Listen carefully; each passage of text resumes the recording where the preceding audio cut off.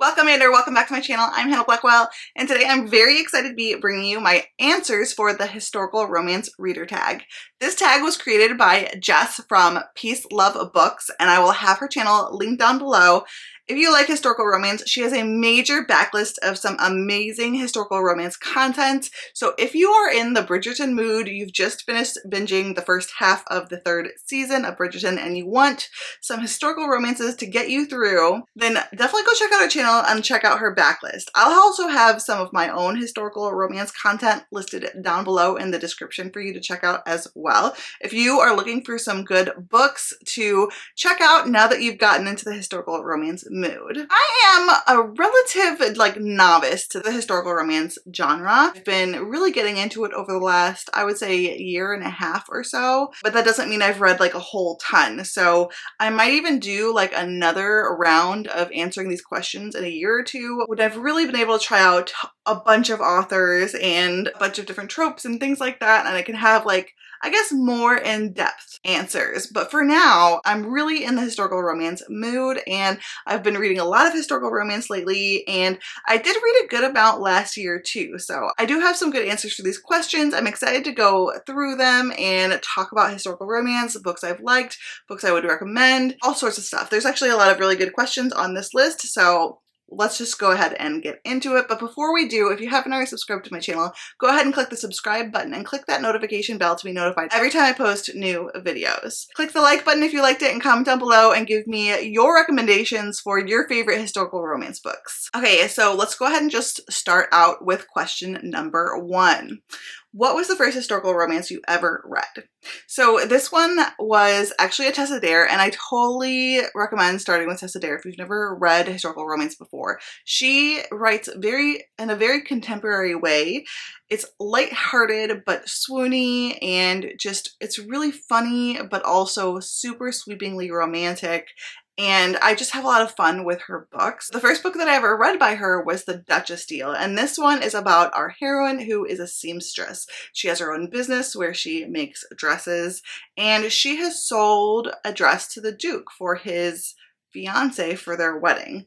And he has not picked it up, not paid for it, and this is really important for her career and for her finances. So she gets really upset, gets peeved off because, hello, she needs her money. So she actually shows up to his giant house in the wedding dress, I believe. I think she actually puts it on and she's like, here's your dress, give me the money. Well, it turns out that he has actually been scarred from war, and his fiance actually no longer wants to be with him. And so that's why he hasn't picked up the dress, and he ends up making a deal with her. They have a marriage of convenience, and she's going to become a duchess, and the romance goes from there. That's kind of like a loose synopsis. It's been a couple of years since I've read this, but it was really fun. I really enjoyed it. I think when I first read it, I gave it 4 stars. I wouldn't say it's my favorite Tessa Dare book. There's a few others that I really love. I really like her Castles Everafter series. I think I like that a little bit more than that newer series, which starts with The Duchess Deal. But it was fun. It really got me into it. And then after that, I think I started reading the Bridgerton series and kind of just went from there. So what was the last historical romance that you read? Okay, so the book that I am currently reading is Stephanie Lauren's On a Wild Night. And this is the step back. So I'm actually reading this for the prompt to read a book based on its step back, like not knowing much about the book itself. You just pick it based on a step back and see if the writing matches the step back. And this is for the Everafter Readathon that's hosted by Books for Everafter.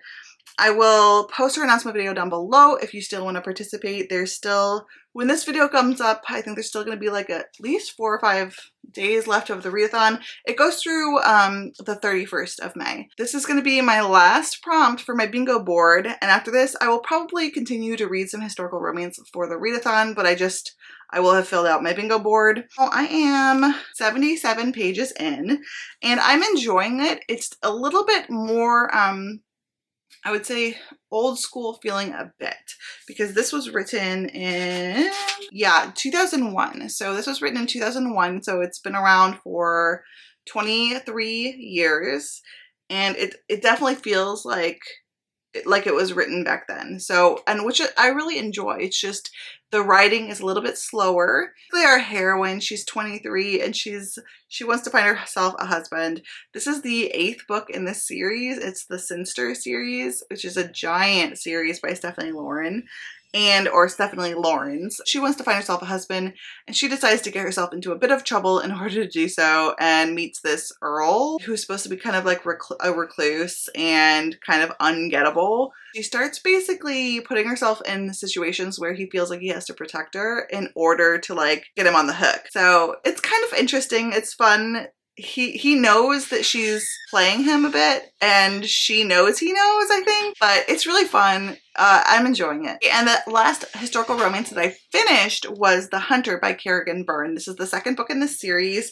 I cannot remember the name of the series, but it's like a dark historical romance series, and this was very dark. I gave it 4 stars. I enjoyed it, but it was really dark. It was hard to read at times, especially the prologue was really hard to read. Our hero grew up in a prison because he was born in prison. His mother was a prisoner. He saw some pretty awful things, and he's really scarred from that. And now he's an assassin, and he has been paid to assassinate our heroine, who is a famous actress, and she is a single mother, and things go from there. He cannot assassinate her. He decides to kiss her instead. And then he starts needing to protect her because there's going to be other assassins after her. So it's a lot of action, which I really liked. There's a lot of action in this. It's fast paced, but it's definitely dark. So just make sure you check out the trigger warnings before going into this. Really any book by Kerrigan Byrne, she does write darker historical romance. So who is an underrated historical romance author that you want more people to read? So like I said before, I don't have a lot of experience with historical romance, but I would say one book that I read by Sapna Bog I really enjoyed, and I don't hear a lot of people talk about her, and I think that more people should definitely read her, especially if you're trying to read more diversely. The book that I read by her was Dare to be a Duchess. And this is a best friend's older brother romance, and he's a duke. They don't get along. He does not want scandal, and she's always kind of getting herself into trouble, and it's a romance between the two of them. And I really had a fun time with this book. I really would like to read more from Sapna Bog. This is the 1st book in the series. It's called the Elusive Lords series, and the 2nd book is To Covet a Countess. And I still need to read that one. I'd like to read that one soon. But yeah, I wish I saw more people talk about Sapna Bog because I really enjoyed that book a lot, and we need to be reading more diversely and promoting more diverse authors, especially with historical romance, where that's something where there's just not a lot of representation, or at least not as much representation as there should be. Who is a historical romance that you haven't read yet but you need to? Oh my god. Tons. I still would really like to read Elizabeth Hoyt. I own a bunch of books in this series, and I own some from a different series by her too. And she has the most beautiful stepbacks. And this is a really cool series I hear a lot of people talking about. So I'd really like to try Elizabeth Hoyt. I'd like to try some more classic, like old school historical romance authors, like Virginia Henley would be awesome to read. Virginia Henley. I'd also really like to try Julie Garwood, especially The Secret. I've heard really great things about. I think she writes like a lot of Highlander romances too, and she's like majorly old school. I'd like to try Teresa Medeiros. I'd like to try Victoria Alexander. I'd like to try Elaine Hoffman. I mean, there's just so many. Karen Hawkins is another one. Jude Devereaux, Loretta Chase. There's just so many historical romance authors that I haven't tried yet. So I have my work cut out for me, that's for sure. That's the next question. What historical romance would you recommend to people who are new to the genre?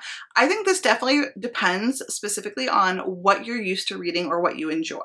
In general, especially if you're a contemporary reader, I think Tessa Dare is an awesome place to start. Like I said before, Tessa Dare is really easy to read, easy to get into. She writes in a very contemporary way. But I honestly think a lot of modern, if you're getting like modern historical romance that is like releasing in the last few years especially, it's probably going to be very contemporary feeling and be very easy to get into. I think if you are a dark romance reader, like you like modern mafia romance and dark romance type of books, I think that Kerrigan Byrne is a really good place to start. My books are a disaster behind me right now, but The Highwayman is the first book in that series. I already talked to you about The Hunter, but the first book in the series is The Highwayman, so I think this is a great place to start if you have not read historical romance, but if you're like a dark romance fan. So the heroine and the hero met when they were children, and they had like this little bit of like this friendship slash romance as children. I mean, and they had like a wedding, but something happens to him, he dies, and she, as an adult, still considers herself to be a widow. I think she even uses like his last name. And she works for the police as like a secretary or something like that. And one day, this famous highwayman shows up and kidnaps her. And a romance ensues from there. So this is a really good dark historical romance. Like I said, really good for people who are into dark romance, but they haven't tried historical yet. And I do know Maggie actually has a video, I believe, for if you like are a fantasy romance fan and you want to try historical romance, or it's the other way around. I'll link it down below. But if you have really good recommendations for fantasy or fantasy romance fans wanting to get into historical romance, definitely leave those down below in the description. What is your favorite historical romance of all time? That's hard. I have actually read some really good ones recently, but I think I will stick with Again the Magic by Lisa Kleypas. This is the stepback, and this is a childhood friends to lovers. It's a class difference as well. So our heroine is upper class, she is nobility, and the hero works on her family's property. And her dad catches them one day and sends him away, but the hero thinks that she's also part of like sending him away. So she kind of like tries to convince him that she wants him gone. So he kind of hates her for that because she broke his heart, but really she was just trying to get him not to get in trouble. She was trying to save him. So many years later, he shows back up and he's actually made something of himself in America, and he's really rich, and it's a second chance romance from there, and it's so good. The mutual pining, but a little bit of that like friends to lovers to enemies to lovers kind of energy. It's just really good. The pining, the drama, like the angst and the intense romance. It's so good. This book is just top tier. But then recently I've actually read 2 different Lorraine Heath books that I gave 5 stars. So I would venture a guess to say that like Lorraine Heath has a chance of becoming like an all-time favorite of mine as well. Do you prefer old school or new school historicals? So I guess, I don't know, like I think that I've preferred ones that are not brand new, like in the last 5 years, but not ones that are like from the 80s. So maybe like early 2000s. It's a lot more hit and miss when it comes to like old school historical romances, because you end up with the bodice rippers, some of which have some very questionable content in them. But I have a lot that I really want to read. Again, the Magic, this was in the early 2000s. I really like that time period. I think like the early 2000s have some amazing books. Like I just really loved When the Duke Was Wicked by Lorraine Heath. And this book came out, okay, well, this is 2014, so still 10 years ago. I have not read a lot of books released in the last, especially the last like 3 years. That's not something I've read a lot of. I do want to. I also especially want to try some indie historical romance. So I would say like that's more of my sweet spot, but I have started reading some old schools. Like I just read a Connie Mason book that I enjoyed, and I have more that I would like to try out. Right now, the best ones in my experience have been books that were written 10 to 20 years ago. So let's see. What is your favorite historical romance tropes? Okay, so I have a few. I really like when the hero and the heroine are like working together on something. What like somehow they're co-conspirators, whether it's like fake dating or whether he is helping her find a match, or whether they have basically made a deal to get something from each other and they're like co-conspirators in that way. So it's kind of a few different tropes. It could be a few different tropes, but just that general broad trope of them working together. Like he needs her to help him do something and she needs him to help him do something. So they're both getting something out of their relationship. relationship. I really like that trope. I also really like there's only one bed, or like storm, whether it's like a rainstorm or a snowstorm and they are together at a hotel or something like that, or they're stuck in a carriage together. But that forced proximity kind of situation I really like in most romances, but especially I really enjoy it in historical romance too. So those are two of my favorite historical romance tropes, but I have like a whole bunch. So what are your favorite historical romance settings? I like the Scottish Highlands for a setting, and I also really like the Ton. Like, I just like the whole society in London kind of Regency setup, but I also like medieval France, medieval England. I really like the whole medieval thing too. So I kind of just like it all, I guess. I also like pirate romance books. So I don't know. I don't know that I have a favorite. I think it really just depends on my mood. But medieval and pirates and Highlands and like Regency in London, those are all awesome. I like them all. What is your favorite stepback that you own? Okay, that's really hard. Favorite stepback? Well, I mean, honestly, one of my favorite stepbacks is this one, which was the Stephanie Lawrence book I showed before, and that's why I picked it, because it's one of my favorite stepbacks. I especially like, I just like all the foliage, like the hostas and the carriage, and just the way he's holding her and the way her hair is lit up by the moonlight. I just love that one. I will say that two of my favorite covers, like clinch covers, are Joanna Lindsey. One is A Gentle Feuding, and it like wraps around. And then Tender Rebel,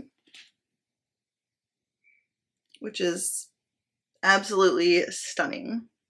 This one doesn't wrap around, but those are two of my favorite covers. I also really love Elizabeth Hoyt's stepbacks, and this one was the first Elizabeth Hoyt book I bought, and I bought it because I saw the stepback on social media and I ordered it.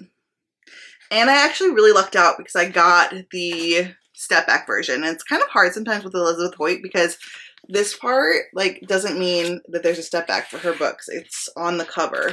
And then, but then her own, I think it's only the first editions that actually have the stepback. So I lucked out with that one. My favorite Tessa Dare stepback is from When the Scot Ties a Knot. And that's this one. And I absolutely love it. Oh, there's also, where is it? Rebel by Heather Graham. This one is also one of my favorite stepbacks. So pretty. Oh, and I can't forget. Yeah, this one probably is my favorite stepback. This is probably my favorite, yeah. This is Kristen Hanna, If You Believe. And it's an apple tree. And it's stunning. It's just, I spent too much money on this book. So yeah, I have a lot of stepbacks that I like. What historical romance releases? Oh, historical romance releases that you're excited for. Okay. I actually have a couple. So Lorraine Heath is going to have another book come out from The Scandalous Gentleman of St. James. And it's going to be the 5th book in that series. I actually just read the 1st book in that series and I loved it. So it's called A Tempest of Desire. And that one's really pretty and I'm excited for that one. And then Joanna Shoup actually has an Anastasia retelling coming out. It's called The Gilded Heiress. Yeah, I think it's an Anastasia retelling. So that one looks really cool too. There's not a cover for that one yet. And finally, what creators do you follow for historical romance? I have a few. Mama Needs to Read Romance. She has some of the best historical romance book hauls. I love them. She even has one where she puts like all of her book hauls together and it's like a 4-hour video and it's amazing. But she also has a lot of like trio chapter reading vlogs for historical romance, and in her wrap-ups she talks about historical romance a lot. So she has a lot of really great historical romance content on her channel. She gives recommendations, like I think she did Duke recommendations recently. She does a whole bunch of amazing historical romance content. Jess from Peace Love Books, who is the creator of this tag, she has a lot of historical romance content on her channel. She also has the Historical Hellions book club that she runs with Lacey and Christy. And there's also Christy from Christy Reads a Lot. Also, she has some awesome historical romance content. Remarkably Lisa, she has some amazing historical romance content too. Maggie also has some historical romance content as well. I think she actually, when she first started, was just doing historical romance content, and then she started getting into fantasy romance. April from Happily Ever April, she has a good amount. She does the fantasy romance and stuff like that, but she also has historical romance content on her channel too. So there's just so many. There are so many. I'm just going to put down everyone that I can think of down to in the description, because I'm sure I've forgotten people that are like really important that have great historical romance content.